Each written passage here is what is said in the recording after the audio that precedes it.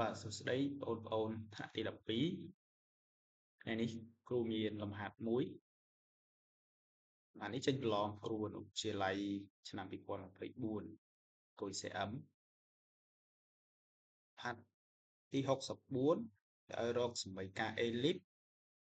ដែលមានកំណុំ00និងកំណុំ40ផលបូកចម្ងាយពីកំណុំទាំងពីរទៅចម្ងាយនៅលើ elip ស្មើនឹង10ឯកតាអញ្ចឹងហាត់នេះយើងចាប់អារម្មណ៍មុនដំបូងយើងមើលទៅលើកអននៃកំណុំ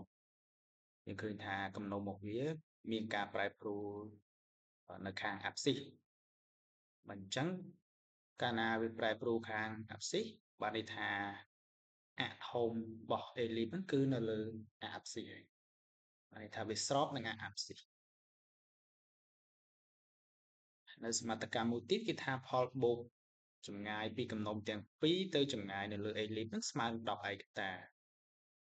អានេះគឺជាប្រវែងរបស់អាថូមតែម្ដងចម្ងាយពីកំណុំទាំងពីរទៅលើចម្ងាយនៅលើ elip ស្មើ10ឯកតាគឺមានន័យថាវាជាប្រវែងអាថូមអញ្ចឹងយើងអាចរកវាបានតាមរយៈប្រវែងរបស់អាថូមអញ្ចឹងយើងមកមើលសមីការរបស់ elip យើងមានទម្រង់បែបណាបើកាលណាវាមានអាថូមស្របនឹងអាប់ស៊ីសអញ្ចឹងសមីការស្តង់ដាវាគឺមានទម្រង់បែបនេះគឺ x ដក -o ការ៉េនៅលើ a ការ៉េបូក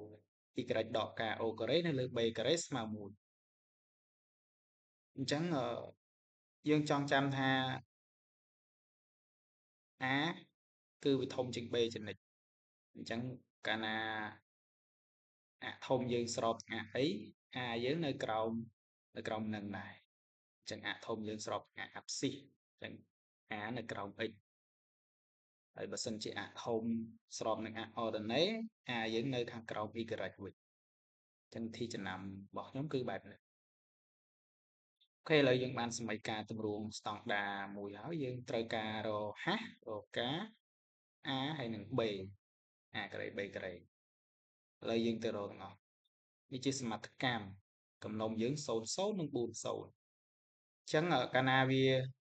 ប្រែប្រួលខាងអាប់ស៊ីសកនៃកំណុំរបស់វាគឺវាពាក់ព័ន្ធនឹងសេអញ្ចឹង h ដកសេ h បូកសេ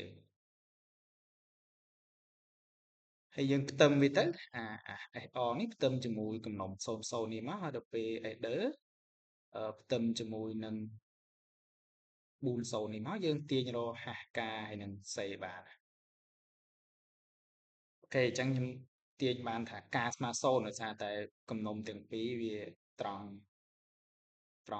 ការហ្នឹងគឺវាអត់ប្រែប្រួលវានៅ0ទៅដែរដល់ពេលត្រង់អាប់ស៊ីសនេះវា h ដក c កន្លែង AR នេះវាស្មើ0ដល់ពេលកន្លែង